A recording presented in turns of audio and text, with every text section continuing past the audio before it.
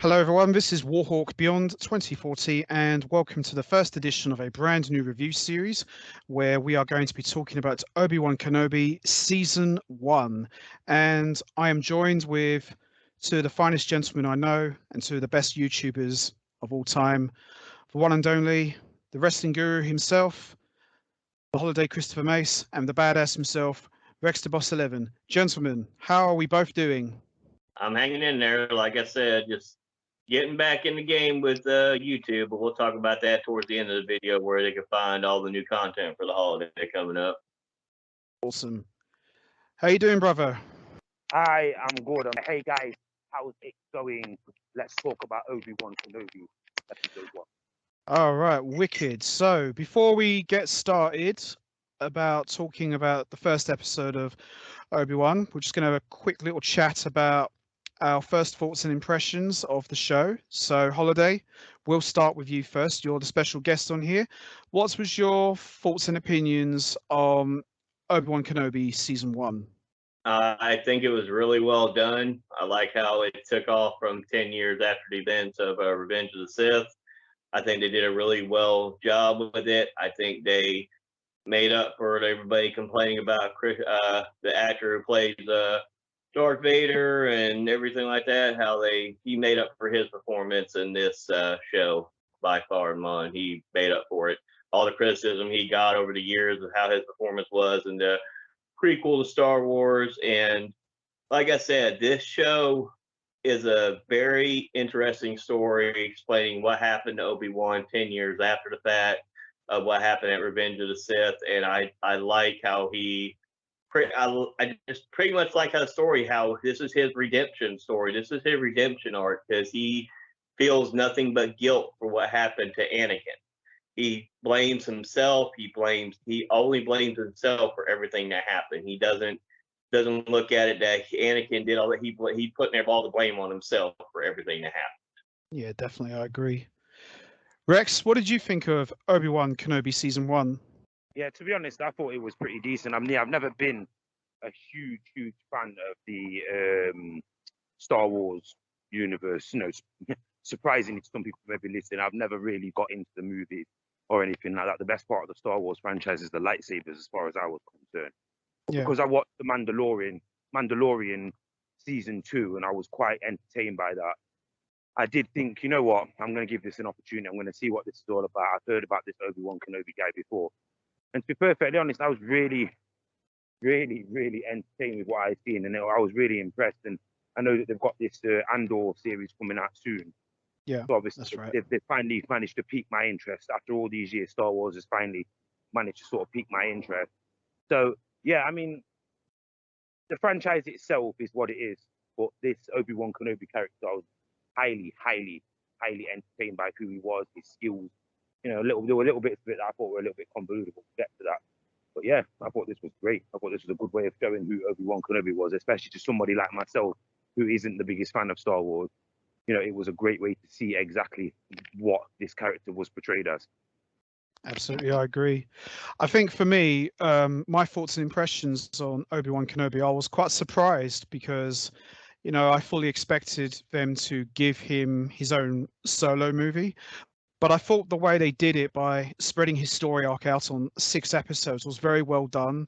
And, you know, I felt that it was a nice breath of fresh air after the last trilogy of movies that they did, because apart from The Force Awakens, I didn't really fell in that much love with the last 2 movies. I mean, the third movie wasn't too bad, but the one before that was kind of a hit and miss for me.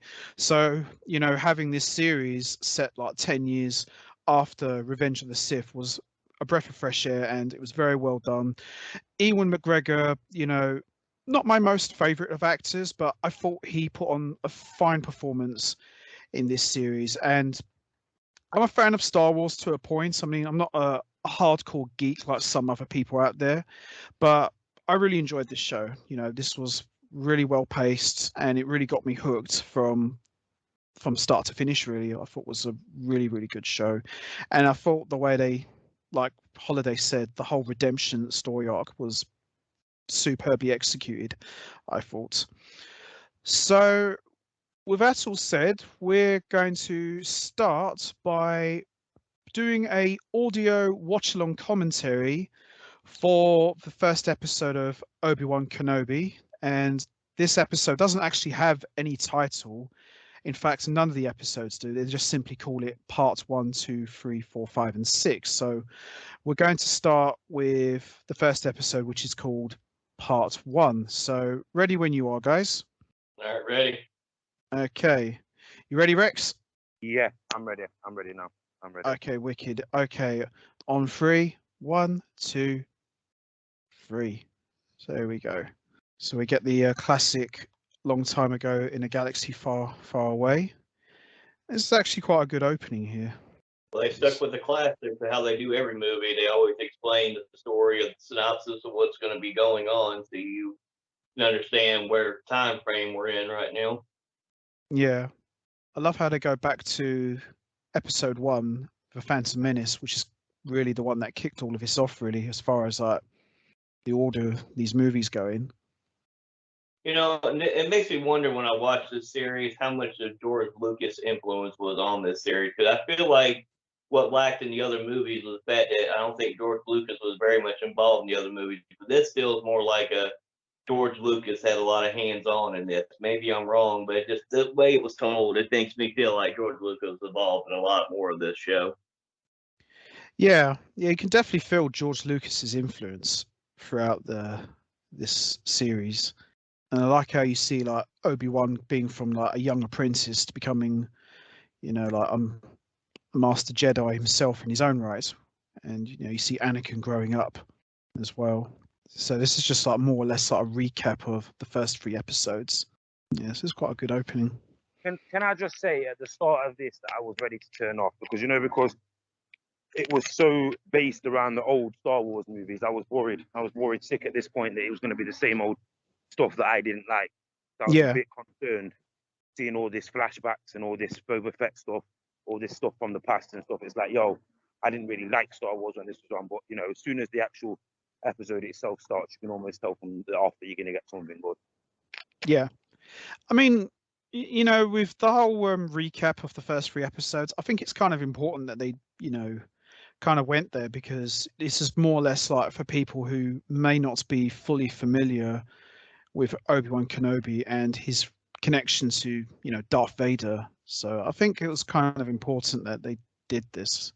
But yeah, I totally see what you mean. I can understand why you'd feel a bit apprehensive. You figure they go back to the older stuff, but I thought they did it quite well here, recapping, the history between these two. We gotta think it's been so long since the other 3 movies. Like, mostly everybody remembers about those 3 movies as a Darth Maul, and and everybody knew. And that's the thing about prequels: you already know what the end result is going to be. You already know that he's going to become Darth Vader, and I think that's what everybody was waiting to see, is that last 5-10 minutes in the 3rd movie where Revenge of the Sith is going to become Darth Vader, and he's going to be burned and injured and stuff like that. And that's pretty much all everybody really remembers, because people were not fans really of the Phantom Menace or the Clone Wars, or these are only a couple things that people remember about. They criticize these movies throughout. For me personally, I mean, obviously the original trilogy has its place in history, but I actually like the prequels more. And I know Darth Vader's the iconic villain, but Darth Maul's my favorite. I just thought he was a criminally underrated villain, and he had such a cool look. And I really felt they kind of like wasted him, really. I think he had a lot of potential in these movies. But I understand why they did what they did, but it doesn't change the fact I liked him. So we've pretty much gone through the recap now. So now we're just getting straight into the main bulk of the episode now, as we are treated to the intro. And I say that I do like the fact that they kind of held off on Obi-Wan Kenobi. Like, they made it so that he was forced to be able to enter the situation, not just immediately entered it himself. Yeah, that was quite well done. They just didn't just have him walk straight into it, as you say. And I think the way they did it, I'm sure you guys will probably agree with this, I think it was kind of good they did a slow build. They didn't just like have him, okay, I'm back as a Jedi. Let's go and get this done. It was very like drawn out. It's like, because like Holiday said, this is not the same Obi-Wan we saw from Revenge of the Sith. This is a different Obi-Wan. He's more broken down and worn out, really, and he just basically just doesn't care anymore. So it's kind of good that they slowly build up his return here. We're now up to, this is basically episode 3 is at the beginning here, but this is like seen from a different point of view of the character. So we're seeing like all the stormtroopers, and we see like one of the Jedi Knights is like protecting the younglings. And here we are. Obi-Wan is officially started. But I've just got the Obi-Wan Kenobi title thing go by. Yeah, you're here now. So here we are, 10 years later. So we just start seeing like the desert with the village, and we get the arrival of the Grand Inquisitor, who will end up playing quite a big role over the course of this series. It's been a while. You know, it's been a while. He always enunciates the Grand Inquisitor. It's like, how are you enunciating that mask? How are you doing that? There he it announced is. the first part of it. It's like, wow. Looks completely strange if you ask. I gotta say, I do like their costumes.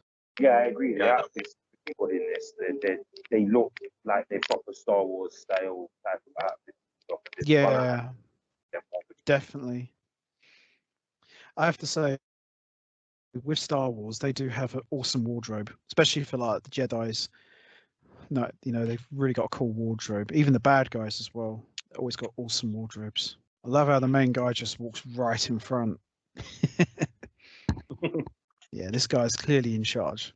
I could tell from the start that this black girl had an alternative motive straight away. The third sister. She was actually quite a cool character. Kind of liked her. Not at first though, but over the course of the series, she grew on me. She just couldn't deal with what side that she was on. It's the wrestling effects of whose side is she on. I mean, she was really bad at that, not choose which side that she wanted to be on. Yeah, her name's Reva Sivanda. Yeah, she's good. She actually ended up being quite a good character later on. Third sister or third right or something. I don't know what she was. Something. It's the third sister. Yeah, she was actually part of the Jedi's when she was young, wasn't she? Yeah. She, you know, as we go along here, you'll learn more about her history. That she was one of the younglings who Anakin took out when she was younger. So she actually got to see Anakin before his official transformation into Darth Vader. So I think she was probably one of the last people who actually saw his face before he fully went to the dark side. Yeah, that's the thing that made that interesting, is the fact that, like I said, Obi-Wan later on couldn't figure out, why do you refer to him as Anakin? Because you had only known him as Anakin unless, and then it was the reveal of that, which made it more interesting, because then you're like, oh, well, that would explain how she would know. Yeah, I think having her tied to Anakin's story was quite well done. It didn't just feel like random. No, there's a reason behind it, and that's, I think, the series made a good point in this whole series. Everything they did had a reasoning, had a point, had an explanation. And I think this is where this series is done a lot better than other series, maybe except for The Mandalorian. Mandalorian, pretty good series. Yeah, I still need to see that. I've heard a lot of good things about A Mandalorian. Well, you got to remember Sasha Banks is also in The Mandalorian, too, in a few episodes. Yeah, she was in a few episodes as well, and she was quite highly praised for her contributions to the show. But yeah, I'll definitely will check that out at some point. Obi-Wan's definitely piqued my interest more to watch The Mandalorian at some point. Yeah, you can definitely see she's got her own agenda. And that's the thing is, though, too, until you get later in the series, you're trying to guess and figure out, okay, what does she know? What does she know? Because you can tell she knows something. Oh, yeah, definitely. Because she has the obsession with Obi-Wan. Yeah. Had to find Obi-Wan, leave him alone. He's been dead for years. No, I need to find him. He's not dead. Yeah. She's got her mission. let's look for Obi-Wan. So after the Grand Inquisitors left, we retreated to more desert scenery. There's like a little, like kind of like a market with a base sort of environment here. Yeah, here we are. I believe this scene, if I'm not mistaken, this is where we actually see. There he is. This is actually the first time we've seen Obi-Wan now, since, as Holiday pointed out, the events of Revenge of the Sith. And it's like they did a good job on not making him like going, all right, I'm the Jedi Master. I know what I'm doing. It's time for me to go after and figure this all out. Now I've rested long enough after all this. No, you can see he's broken. He blames himself for everything that happened. He blames himself. He's questioning, why did I listen to my master and train him in the first place? He's doubting everything because of what happened to Anakin. He blames himself. He's beating himself up, but he won't let it go that it's his fault. I also like how with Obi-Wan for the series, it's set 10 years after, obviously. I like how they made him look more older. His hair's longer. His beard's more longer. He just basically, as you say, he just looks absolutely broken down and worn out. So I thought they did a really good job in making him look a lot older, because you can clearly see he's a guy who's just completely out of it. He's not at the top of his game anymore. Yeah, and this is not the Obi-Wan that you know when you see in A New Hope from Star Wars Episode 4. He's not that man yet. He's not become that man yet. No, he's got quite a fair bit to go. It seemed like he was clearly directed to portray a more psychologically effective version of this character. I mean, obviously, I've got no real idea about what Obi-Wan Kenobi was in any of the previous films, but I know for a fact that he's clearly playing a different version. I will say that I didn't really like the forcible James Bond accent. It really winds me up being British and not because that winds me up. Anyone in this country talks like that. Yeah, I mean, I know you and I have talked about that before, that the whole British accent thing, stereotyping, it does really rub me up the wrong way. We don't actually sound like that. They're just, no, it's true though, Holiday. All these films, when they do the British accent, they make us sound like we're from the Victorian times. And no one even talks like that anymore. Well, everybody thinks like they hear the Southern accent. They're like, we can definitely tell your Southern accent. I'm like, well, I don't talk like I have Southern accent all the time. Like that's the stereotype they in their heads are going up. Yeah, I agree with Rex. Yeah. Like in some, it is like a Southern drawl. Yeah, it is like a Southern drawl. They assume everybody in the South sounds exactly the same. They assume that everybody in England sounds like they're from fucking Kensington when they don't. Exactly, and no one even talks like that anymore. Well, it's very, very weird to even hear that Queen's English in anything. You know what I mean? Nobody in this country even speaks like that, including the royal family. Exactly. When you hear them, they just sound like normal people. It's just silly.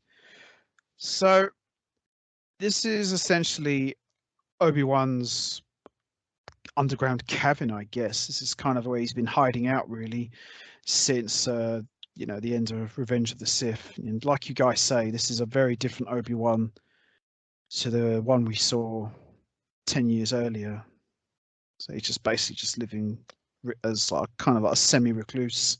Yeah, and this is the same home that he'll have later on in the A New Hope. So this is just this is where he's been at. Because remember, he promised, he's like, I'm gonna stay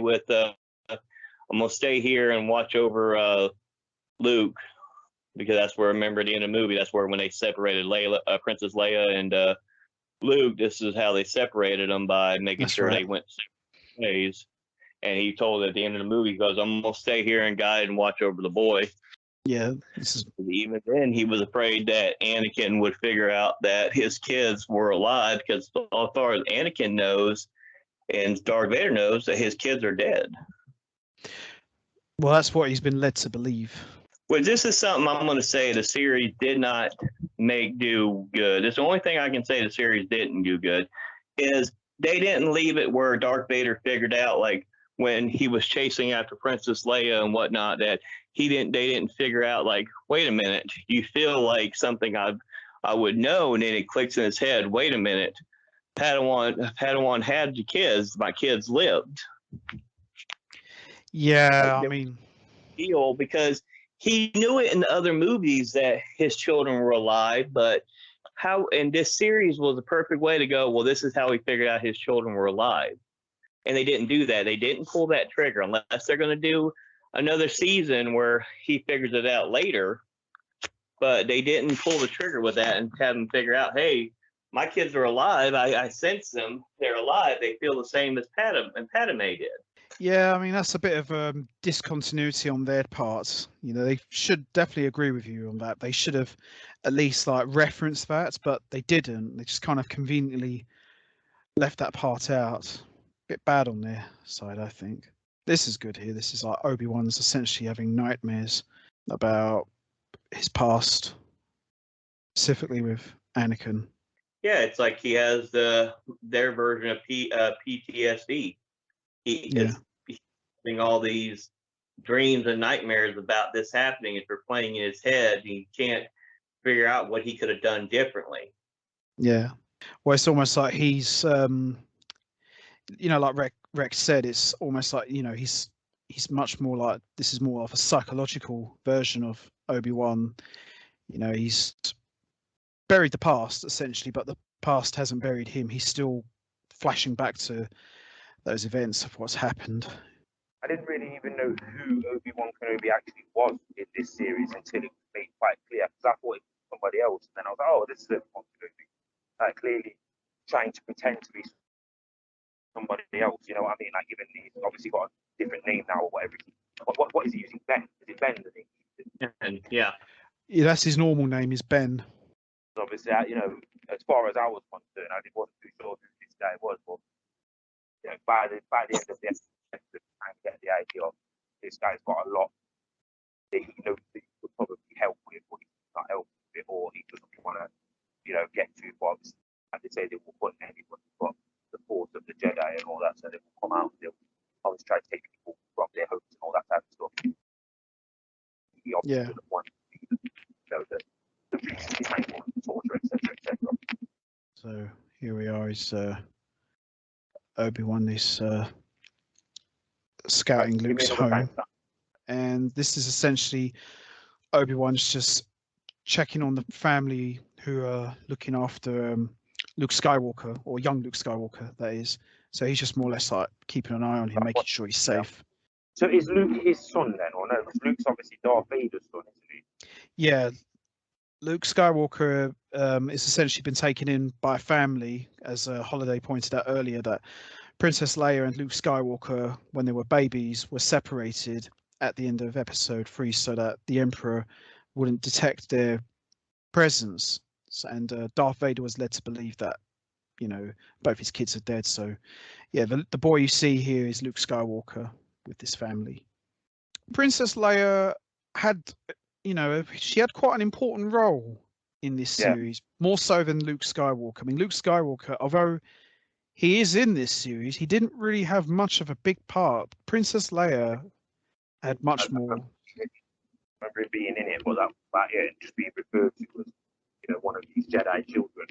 Yeah, it was Princess Leia as a child had a bigger part in this. Which made sense for Princess Leia to have, this is how she meets Ben and this, everything like that. So later on, if you're watching episode 4, New Hope, that's how you understand how she knew Obi-Wan Kenobi in the first place, was because of this events here in this series, where Luke didn't, he knows him only as Uncle Ben, which you find out later on when he actually gets to see him for the first time since he was a baby later on in the series. And that's why he knows him as Uncle Ben, where Princess Leia knows him more as Obi-Wan Kenobi because of these events in this series. Yeah. They did a lot of tying into the event just before the New Hope. Because like I said, the New Hope, I believe, would happen about about 10, 15 years after the events of this series. If I'm guessing at this moment, they haven't really confirmed the timeline yet. But I think what makes it, the thing I liked about this series most, like I said, is this is not Obi-Wan, the all right, now I defeated Anakin, and now I'm 10 years later. It's time for me to get back on the saddle and go after him and do all this other stuff. So now at this point, we see Princess Leia as child. So I would imagine, how old would you say Princess Leia is by this point? I'm going to probably guess around about maybe 7 years old. How old would you say she is by this point, guys? I'm pretty sure they're either 7 or 9. I thought 10 at first when I first saw her, and then after when you see more how her maturity is in the episode, I started going about 7 or 8 at this point. But if you're thinking though, and the reason I said 10 is because this is 10 years after the fact of Revenge of the Sith, so they have to both be 10 years old at this point because this is 10 years after the fact of Revenge of the Sith. I think they're supposed to be 10, but for me, they come across more 7, 8, 9, which that's probably 10 in their time, you know what I mean? Yeah. She's very cool and very forward spoken, but she's small. And also sometimes when you see Princess Leia, you know, you almost forget that she's still a kid because she's very advanced for her age in this series. The situations she gets herself into. Is very, and also she's also quite condescending for a little girl in this. She wouldn't, there's certain emotions that I don't think she'd be truly linked into, but they've given her. They want to make sure that you know that this is Princess Leia. Yeah, and also, I mean, you can definitely tell it's Princess Leia because the, you know, obviously she doesn't have the iconic hairstyle that we would know in New Hope, but you can clearly see that her hairstyle is kind of like a little nod to what we know. Her hair and her outfit are definitely not. Yeah, the uniform, the colours as well. Yeah, you can definitely see in the colours that, you know, who this is supposed to be. Because she gets sent to live as like a princess in like a royal family, whereas Luke gets sent to, you know, go and live with just some random family in the middle of the desert. That's a very good point you made up there. I'm very surprised no one actually brought that up because Princess Leia, essentially, as you say, just brought up in a lap of luxury, and Luke pretty much, not to sound horrible here, pretty much grew up in like low-class environments. So it is interesting to see when you see them as kids, you know, the different paths of life they ended up on. It's a very good point there. I never even realized that until I saw this again. And something else you don't think about too is that Obi-Wan, and I think it was in this episode where he brings up to his Luke's uncle, is that, you know, he's old enough to start training to be a Jedi, and he doesn't want to train him as a Jedi because of what happens. Like, you're going to train him just like his father, right? Like, even his uncle is blaming him for what happened to Anakin. Like, he just continues to blame him and does not want that same path for Luke going into the future. But what's always interesting, he was always worried about having to train Luke, but you never hear him once in this whole, well, I need to also train Princess Leia at some point too to be a Jedi. He never focused on that, if you notice. No, that's true. You know, Princess Leia never really got pushed to be a Jedi, did she? Not even in the movies, not even the original trilogy, she didn't. She just knew that, like, you know, nobody ever really brings up the fact that, you know, she did kiss her brother technically in the first movie, and Return of the Jedi, that they figured this out, and it's like, oh, well, so well. Yeah. It's like, wait a minute, hold on. Yeah, that. When I was watching this, it was like, okay, you know, I didn't understand when you're an adult watching them back here, like some of the stuff going, nobody wants to bring that elephant in the room up at any point now. Yeah, I mean that moment, you know, obviously it was only that one little bit, but that moment where they shared a kiss, that hasn't aged very well with me. You know, I mean, I'm over it now. I'm long over it, but at the time, it's like, oh, this doesn't sit well with me. But you got to think the original trilogy came out 77, 80, and 83. By the time 83, the Return of the Jedi came out, I was 1 year old when Return of the Jedi came out. I wasn't even born then when that happened. I was born in 86. What year was you born, Rex? I was born in 88. I didn't even know what Star Wars was really until about Phantom Menace came out, and I thought that was awful. Yeah, Lightsabers, like I said, I always loved the lightsabers, the sound of them, the look of them. I always thought that the characters in Star Wars were a bit clunky and slow. But these guys, I didn't really know about all this force and all that. It really come across too well in the Phantom Menace film. yeah. So the Grand Inquisitor has arrived, and they're looking for Obi-Wan. Because the Phantom Menace, that is the first film, isn't it? Of the prequels, yeah. In the prequels, yeah. That, chronologically, that's the first one. If you're going in that order. If you're going in the order, it'd be the Phantom Menace, the Clone Wars, the Revenge of the Sith. Then you go Rogue One. Then you go A New Hope, The Empire Strikes Back, Return of the Jedi, The Force Awakens. Oh, God, that's a bad thing. I go brain dead on the last two names just because I was like, Last Jedi. I always Yeah. like Return of the Jedi. Yeah, I thought Return of the Jedi in the original trilogy, I thought that was the best one by a mile. yeah, Return of the Jedi, I always like that one the best out of all of them. Yeah. Like I said, each different scene where it's like, oh, like I said, there's something to it. Like I said, like this whole series here, pretty much, like I said, there's something in each episode that I particularly like, especially when we get to the point. It's like until you get to the very end, the last episode, where you see that here's where the real Obi-Wan, please stand up, kind of thing, like the Eminem song says. Yeah. You know, that's you really see Obi-Wan back to normal. You don't see him really ever get back to normal until he's backed against the wall and he doesn't have a choice and he's trying to be the hero to save everybody. Then this is when he knows he must, you know, because his belief is gone. He believes in the Force so much that his faith in the Force is gone and it's broken. And he finally, after all that, has to start believing in it again to be able to face his fear, which is dealing with Darth Vader. Yeah, more or less. Because he's afraid. And you could tell later on in episodes, he's afraid to deal with him. And as far as, and see, and this is another thing we forget, though, in this episode, he doesn't even know Anakin's alive yet. He thinks Anakin's dead. Well, last time we did see Anakin, he was pretty much burned to a crisp. So it's, you know, it's normal. He would think that. He doesn't know Darth Vader's Anakin yet. No, not yet. Not at this point.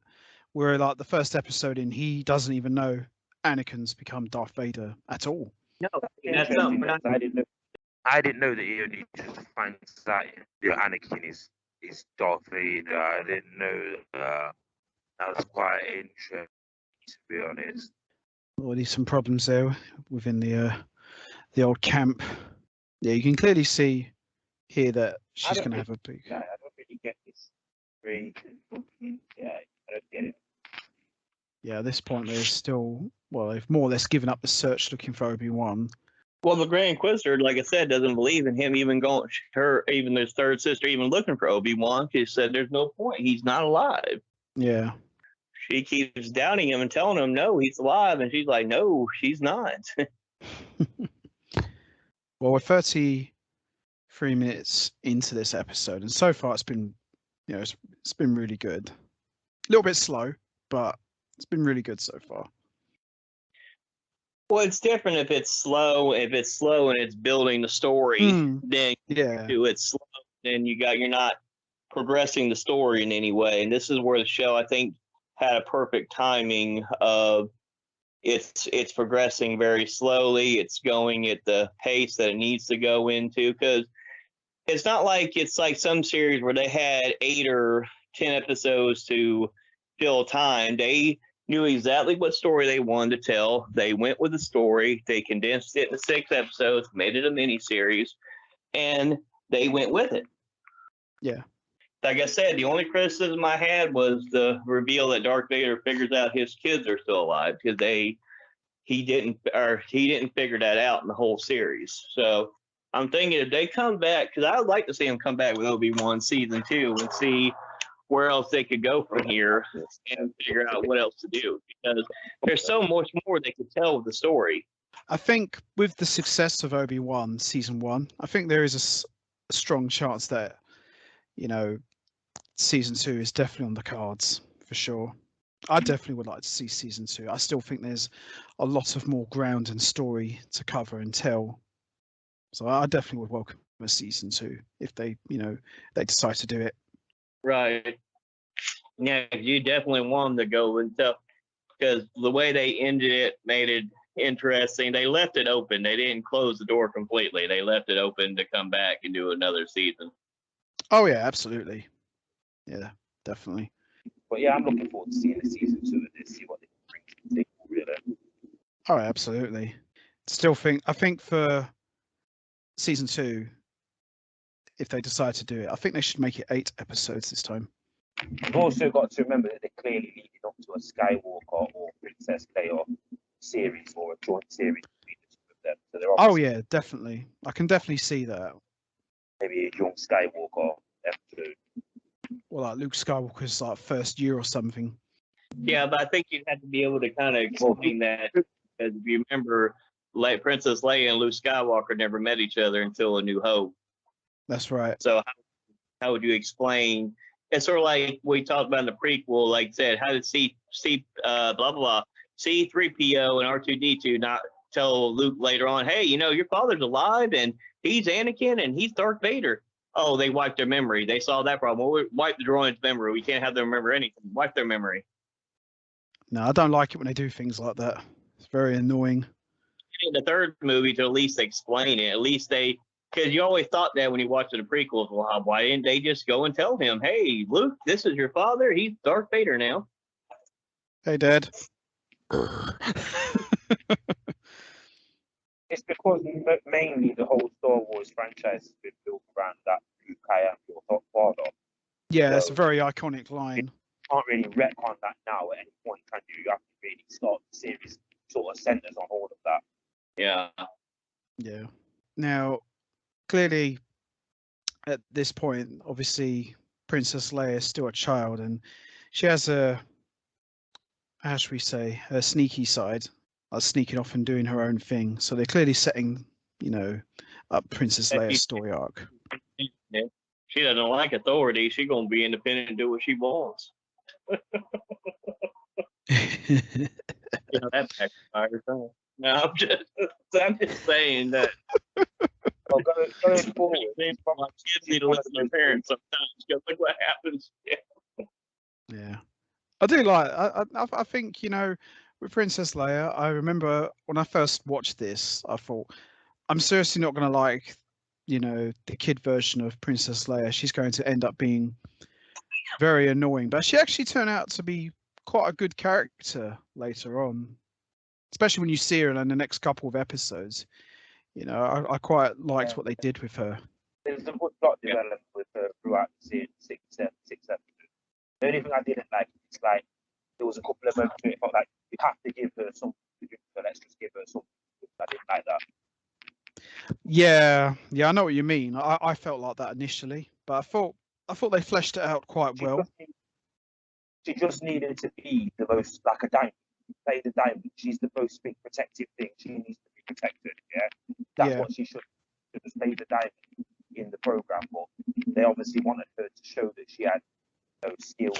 They didn't show us. Leia wasn't always just the way that she was. Leia didn't just become the way that she became. She's always been this way, though. Yeah. I thought they did. I thought they did quite good with that. So we're seeing Princess Leia's being chased.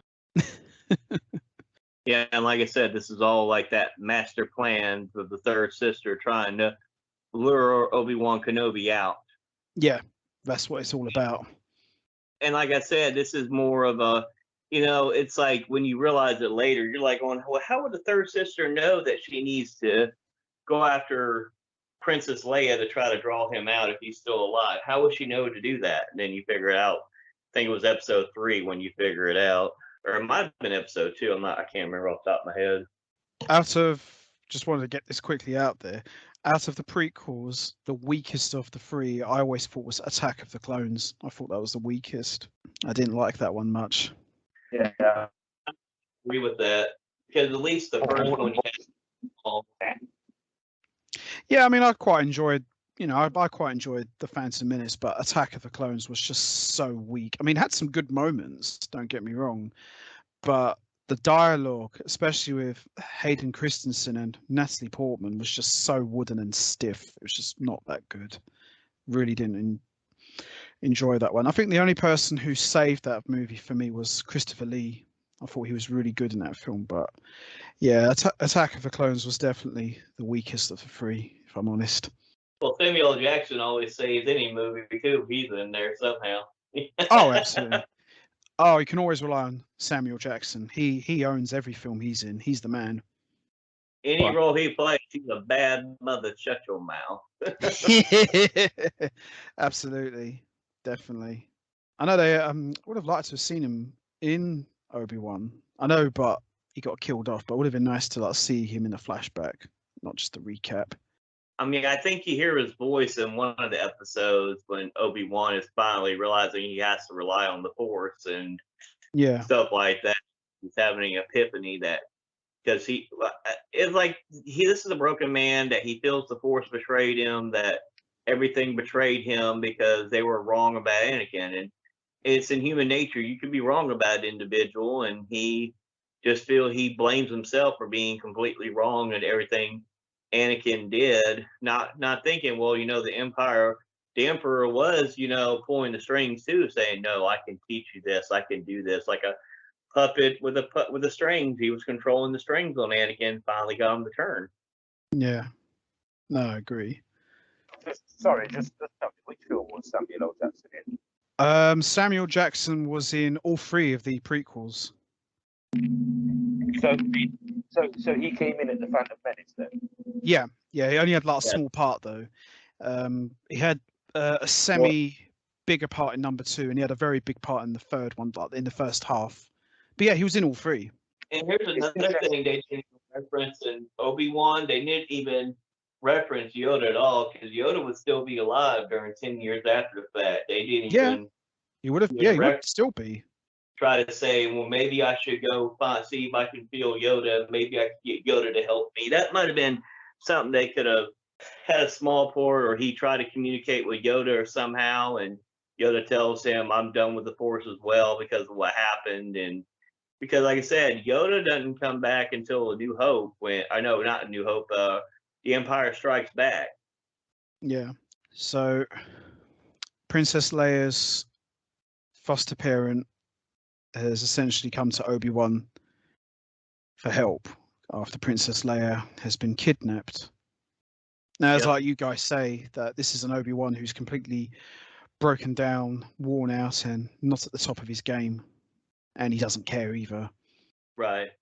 It's like you guys said, it wasn't just like, oh, I'm back now, let's do this. It was a very slow build getting him to come back, so to speak. Yeah, that, and then he kind of feels like he's obligated to go try to help, and because he doesn't really want to, and you can hear it, like you said, you hear this is not I shouldn't have to do this, and then he's like, well, you owe it to her, you need to help with this, you're the one that can help with this, because he feels obligation to stay there and protect Luke, but at the same time too, he's also feels now he's got a responsibility to Princess Leia to be the one that goes and rescues her and tries to, save her. Yeah. Well, he does. He does, because let's not forget, no matter who their dad is, he was responsible for what happened to their dad.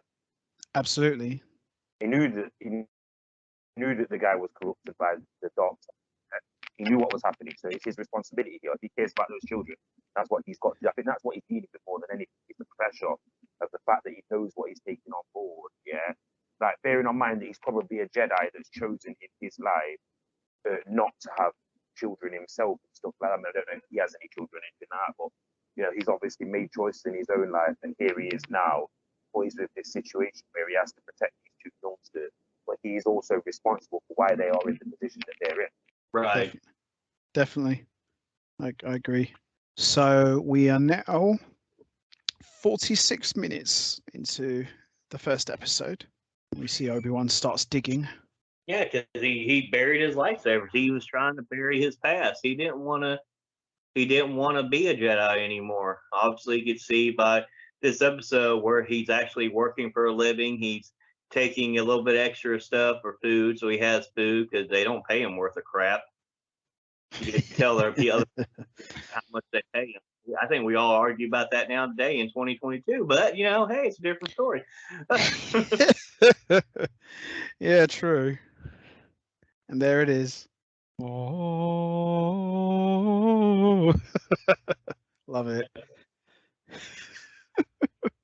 One thing I've always liked about the Star Wars films, as clunky as some of them are, the music's always top notch. I was Never. going to just say them before I thought, I was going to say Star Wars has always had really, really, really good music. Absolutely. That's one thing. Yeah. Hans Zimmer type of music, you know what I mean? Definitely. That's one thing I've always loved about the Star Wars films. You could have like the most boring Star Wars film ever, but the music's just 5-star. Never got anything bad to see. Even if it's a boring part of the movie, like on, I think I could take a nap and Yeah, definitely. Well, I'm awake now. Exactly. You got my attention now. Yeah, the music, especially in this series, the music's just top notch, and I wouldn't expect anything less from a guy like John Williams. He was basically Hans Zimmer before Hans Zimmer. He's got such a unique touch. When you hear John Williams, you know it's him. There's no one who sounds like him. He's the man, and it wouldn't be Star Wars without him. So Obi-Wan's got his ship now. So for intent and purposes, he's back in the game. And that ends episode 1 of Obi-Wan. Good start, I must say. Very, very good start. I thought this was quite a good episode for the first one. What did you think of it, Holiday? Oh, it was a good way to build the story arc here because, like I said, the important thing is you don't want to make this the same character you saw at the end of Revenge of the Sith. You want this 10 years have gone by. You see he's guilt-ridden. You see he's given up being a Jedi. He knows all the other Jedi are being hunted. He's went to try to have some kind of a normal life. He's hiding in caverns. He's working a job for barely any money. He's taking extra food every day when he leaves the job so he can eat. He's mainly staying alive to make sure he keeps his word that he would watch over Luke, and that's what he's doing. And then you see here where he doesn't really want to go help Princess Leia at first, and he's kind of then feels that sense of responsibility and obligation. I better go help her. So that's when you see he reluctantly dig out his lightsaber, and then he gets on the ship and he's heading out to try to go save her. And that's where we ended with episode 1. So all in all, you already have an idea. You already know who the bad guys are obviously, with the Grand Inquisitor, the third sister, and the other one. You already know they're there. You already have a sense of feeling when you know already in the series, before the series starts, that you were going to see Darth Vader again. And he knows he's going to have to face Darth Vader. Because as far as he knows, Darth Vader is just another person that's taken over and helping run the Empire and taking over everything. He doesn't realize it's Anakin yet. No, not yet. But he will eventually. Rex, what did you think of episode 1 of Obi-Wan? Yeah, I thought it wasn't. It was a definite good start for me. But at the same time, because I've heard so much good things about the Star Wars, I kind of expected this to be all guns blazing, no build, no nothing like that. Introduce us into this earlier version. At the end of the day, I don't disapprove of what they did here. I actually enjoyed most of it, and I probably wouldn't have stayed on board for so long if they wouldn't have done it this way. But saying that, I did kind of go into this thinking that it would just be straight out and out action. Everything that I'd seen from Star Wars in the past, everything I'd seen from Star Wars, when I was younger, etc., etc., etc. I wanted this to be more of like an amalgamation of that type of stuff. So, one of them ones. Well, overall, I thought this was, very different kind of thing I was expecting from Star Wars, but it was very good. I quite enjoyed this. I didn't really fully expect them to go straight into the action. And, like Holiday said, it was more or less of introducing everyone and just slowly building up, stuff for what we're going to see over the course of the next 5 episodes. But yeah, I quite enjoyed this one. I was surprisingly, how much I enjoyed this one a lot. I enjoyed this a lot more than I originally expected to. But yeah, I quite liked this one. I wanted it to be action, but I'm glad that it wasn't. I'm glad that they did do this because it made me. Yeah. I enjoyed everything that I've seen of this. Yeah. Maybe wanted to see more. You know, I'm quite frank. Obi-Wan Kenobi has actually become my best character in this series. Like I said, I wasn't a huge fan of the original Star Wars series, but just the series here. I like the Mandalorian in his series, but I do really like what Obi-Wan Kenobi can do, what he is going to do, you know, what we're going to see him do over the next 3 episodes. Yeah, definitely. So before we wrap this up, we're going to give our rating on this episode. So we'll start with you, Holiday. What would you rate episode 1 of Obi-Wan out of 10? I would give it a 10 because it slowly built the story up. You had to have I mean, obviously a lot of people have not seen the first 3, the prequels, in a long time. So you had to kind of flesh out the story. Okay, this is what happened real quick. So here you go. And this is where we're at now, 10 years later. And like I said, I'm glad they didn't go with, all right, I'm Obi-Wan and I'm here and I'm ready to fight. I've been waiting for years for revenge. And they don't. They didn't listen to the yippee-ki-yay, I'm ready to go fight everybody and attack and seek and help restore order for everything and stop the Emperor and stop all this stuff. No, this is a broken man who feels he failed in everything that happened with Anakin. He failed him miserably. He feels responsible for his death because he's the one that he believes in his mind. I killed him pretty much. I left him for dead. Everything happens like that. So when that happens, then everything slowly keeps going and going and going. And then you're going to get to this big build and you get to conclusion. So this is where slow playing the story works out to your advantage. Definitely. Yeah, I agree. Rex, what would you rate the first episode of Obi-Wan out of 10? I'd probably more say a 9 because you can tell there's more improvement to come. I could tell it was, looking back on what this was, it was very, very entertaining, very, very eye-opening, very, very rewarding to the fans that are clearly waiting for something like this to come along. But I'm going to give it a 9 because I know that this series gets better and I know that it will get better. Yeah, I'm going to go with 9 out of 10 as well. Like Rex said, that there's more build up to the fact that it's going to get better and it's, very slow as well, in terms of the storytelling and introducing everything. But yeah, I'm going with 9 out of 10 as well. This was very enjoyable and this is one of those things where it's only going to get better. So yeah, definitely 9 out of 10 for me, for sure. So that's going to be it from us. We are going to wrap this up now. What was your thoughts on the first episode of Obi-Wan Kenobi? Did you enjoy it? What was your thoughts on the way they handled Obi-Wan's character? Do you think they did a good job with the way they showed you what he's been up to 10 years later? And also, what do you think about the way they handled young Princess Leia's character? Do you think they did a good job with her as well? And also, what's your thoughts on the Grand Inquisitor? What do you think of them as villains? You know what to do, guys. Hit the like button, hit the subscribe button, leave your thoughts and comments down below, and we will be back next time for another edition of the Obi-Wan Kenobi Season 1 review series. Gentlemen, it's been a while, but it's great to be back here with you guys talking about this amazing series. It's been a lot of fun and looking forward to the next one with you two. I've been waiting to speak about Obi-Wan Kenobi because obviously, like I said, I will continue to say this. I wasn't the biggest fan of Star Wars. I would probably have been a bit more negative myself. But it is nice to see. It is nice to actually see that there is a future for the Star Wars franchise outside of just the generic 4 or 5 years.